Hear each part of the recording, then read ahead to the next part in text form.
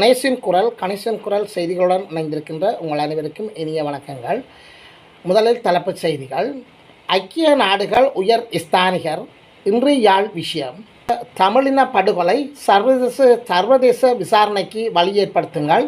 மனித உரிமை ஆணையாளரிடம் ஸ்ரீதரன் எம்பி கோரிக்கை. உறவுகளை சந்தித்த ஐநா ஆணையாளர் மகஜரன் கையளிப்பு. மனித உரிமைகள் மீதான முன்னேற்றம் குறித்து விளக்கம் அளித்தேன். ஐநா உயர் ஸ்தானிகருடனான சந்திப்பு தொடர்பில் அமைச்சர் விஜித கோர. இனி விரிவான செய்திகளுக்கு முதல் எமது காணொலிக்கு நீங்கள் முதல் தடவையாக இணைந்திருந்தால் அல்லது சப்ஸ்கிரைப் பண்ணாமல் பார்வையாளராக இணைந்திருந்தால் தயவுசெய்து அன்போடு கேட்கின்றோம். சப்ஸ்கிரைப் பண்ணுங்கள், ஷேர் பண்ணுங்கள், கமெண்ட்ஸ் பண்ணுங்கள், லைக் பண்ணுங்கள். அருகில் இருக்கின்ற பெல் ஐக்கானை கிளிக் பண்ணி நாங்கள் போடுகின்ற காணொலிகள் அனைத்தையும் உடனுக்குடன் பார்த்து கொள்ளக்கூடியவாறான நோட்டிஃபிகேஷனை ஏற்படுத்தி கொள்ளுங்கள். ஐநா உயர் ஸ்தானிகர் இன்று யாழ்ப்பாணம் விஜயம் மேற்கொள்கின்றார். ஐக்கிய நாடுகள் மனித உரிமைகள் ஸ்தானிகர் வோல்கர் டார்க் இன்று யாழ்ப்பாணம் விஜயம் மேற்கொள்ள உள்ளார். யாழ்ப்பாணம் விஜயத்தின் போது செம்மணி மனித புதைக்குழியை அவர் பார்வையிடுவார் என்று எதிர்பார்க்கப்படுகின்றது. இதேவேளை வடக்கில் உள்ள தமிழ் கட்சி உறுப்பினர்கள் மனித உரிமைகள் உயர் ஸ்தானிகரை சந்தித்து கலந்துரையாட ஏற்பாடுகள் செய்யப்பட்டுள்ளது. மனித உரிமை ஸ்தானிகர் நீதியமைச்சருடனான கலந்துரையாடல்.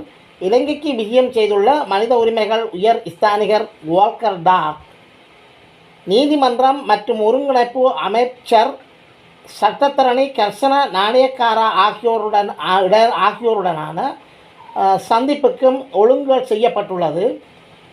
பிரதம நீதியரசர் ஜனாதிபதி வழக்கறிஞர் முர்து பெர்னானந்த, சட்டமா அதிபர் ஜனாதிபதி வழக்கறிஞர் பரிந்த ரணசிங்க, மேலதிக சொலிசிஸ்டர் ஜெனரல் ஜனாதிபதி வழக்கறிஞர் நெரின் புல்லோ, இலங்கையின் ஐக்கிய நாடுகள் வதிவிட ஒருங்கிணைப்பாளர் மார்க் ஆண்ட்ரோ பிரெஞ்ச் மற்றும் ஐநா அதிகாரிகள் குழுவும் இதில் இணைந்து கொள்ள உள்ளனர்.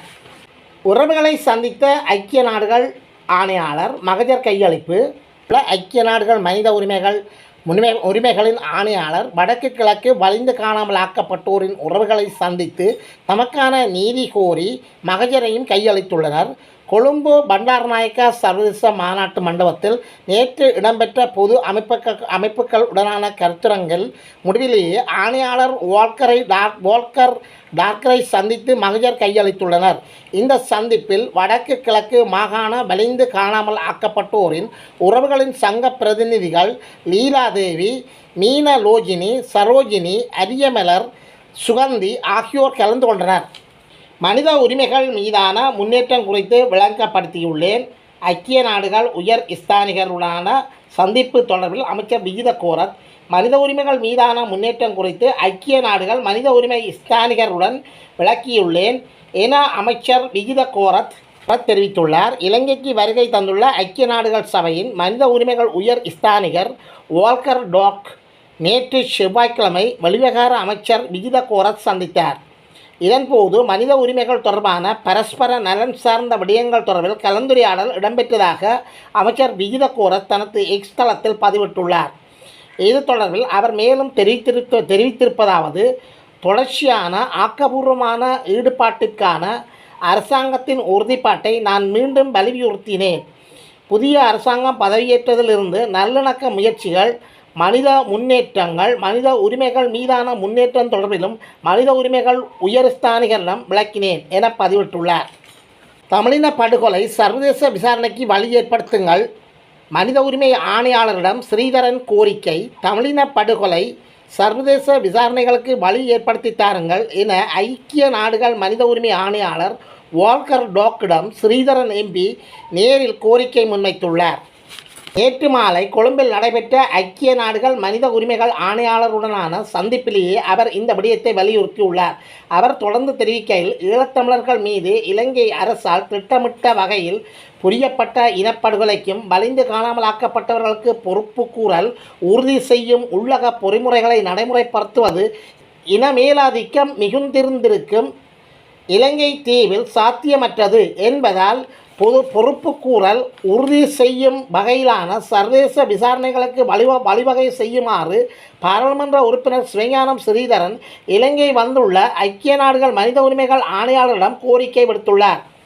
இலங்கையின் ஐக்கிய நாடுகள் சபையில் அங்கம் வகிக்கும் 47 உறுப்பு நாடுகளின் தலைவர்களுக்கும் தமிழ்த் தேசிய கூட்டமைப்பு தலைவர் இரா சம்பந்தன், தமிழ்த் தேசிய மக்கள் முன்னணியின் தலைவர் கஜேந்திரகுமார் பொன்னம்பலம், தமிழ் மக்கள் தேசிய கூட்டமைப்பின் தலைவர் ஸ்ரீ விக்னேஸ்வரன், திருமலை மாவட்ட ஆயர் வன நோயல் இம்மானுவல், வனபிதா ஆம்ஸ்ட்ராங் அடிகளார், சிவில் சமூக பிரதிநிதிகள் உள்ளிட்டோரின் கையொப்பங்களுடன் அனுப்பப்பட்ட 2021/1/15 கடிதத்தில் குறிப்பிட்ட விடயங்களை மேற்கோள் காட்டி தமது கோரிக்கையை முன்வைத்து ஸ்ரீதரன் எம்பி எழுத்துமூல கோரிக்கை ஒன்றையும் ஆணையாளரிடம் நேரில் கையளித்தார்.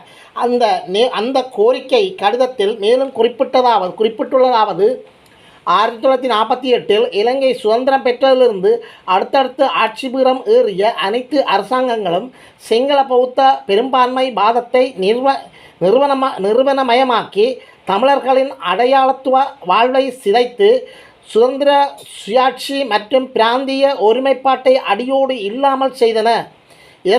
இதற்காக நீண்ட காலம் ஈழத்தமிழர்களால் முன்னெடுக்கப்பட்ட அமைதியான ஜனநாயக எதிர்ப்பு போராட்டங்கள் கொடூரமாக அடக்கப்பட்ட பின்னர் ஆயுத மோதலாக ஏற்பட்டிருந்தது.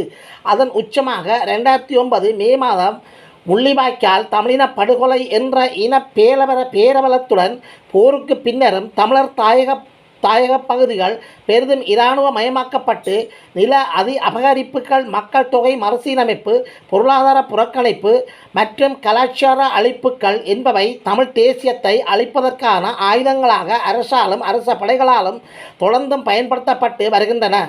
தற்போதைய ஆட்சியின் கீழும் இந்த அடக்குமுறை நடவடிக்கைகள் நிறுத்தவோ அல்லது மாற்றியமைக்கவோ அல்லது புதிய அரசாங்கம் என்ற அர்த்தமுள்ள நடவடிக்கைகளை எடுக்கவும் இல்லை. மனித உரிமைகள் பேரவையின் 3/1/2015 மற்றும் 46/1/2021 தீர்மானங்கள் உள்ளிட்ட தொடர்ச்சியான தீர்மானங்களை ஏற்றுக்கொண்டாலும் அவை பாதிக்கப்பட்ட தமிழ் மக்களுக்கு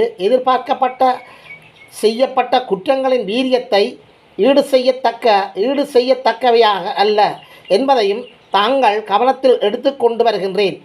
அதேவேளை இலங்கை அரசு OHCHR இன் OSLAP திட்டத்தை தடையின்றி அணுகுவதை தொடர்ந்து மறுத்து வருகின்றது. இனப்படுகொலை, போர்க்குற்றங்கள் மற்றும் மனித குலத்திற்கு எதிரான குற்றங்கள் குறித்து ஆதாரங்களை சேகரிப்பதற்கான சர்வதேச முயற்சிகளையும் தடுக்கின்றது. இத்தகைய உள்ளக அரசியல் நிலை மாறுதல்களை கடந்த ஐக்கிய நாடுகள் மனித உரிமைகள் பேரவையானது தீர்மானங்களுக்கு அப்பால் நகர்ந்து தமிழின படுகொலை விவகாரத்தை ஐநா பொது சபைக்கு, ஐநா பாதுகாப்பு பேரவைக்கும், சர்வதேச குற்றவியல் நீதிமன்றத்திற்கும் கொண்டு செல்லும் தெளிவான குறிக்கோளுடன் கூடிய சர்வதேச நீதி பொறிமுறை ஒன்றை செயற்படுத்த வேண்டும் என தங்களை தயவோடு கேட்டுக்கொள்கின்றேன். நீதிக்கான பாதைகளை திறப்பதில் ஏற்படும் தாமதம் இலங்கை அரசுக்கும் தமிழ் இன படுகொலையாளிகளுக்கும் தண்டனைகளிலிருந்து தப்பிப்பதற்கான தைரியத்தை அதிகரிக்கும் சமநேரத்தில் ஈழத்தமிழர்கள் தங்கள் தாயகத்தில் ஒரு தேசமாக அளிக்கப்பட்டதையும் துரிதப்படுத்தப்படும் என்ற அடிப்படையில் நீதி, உண்மை மற்றும் பொறுப்புக்கூறல் என்பவை தாமதிக்கப்பட்டிருப்பதை தங்கள் கொள்கை ரீதியான தலைமைத்துவம் உறுதி செய்ய வேண்டும் என்றுள்ளது.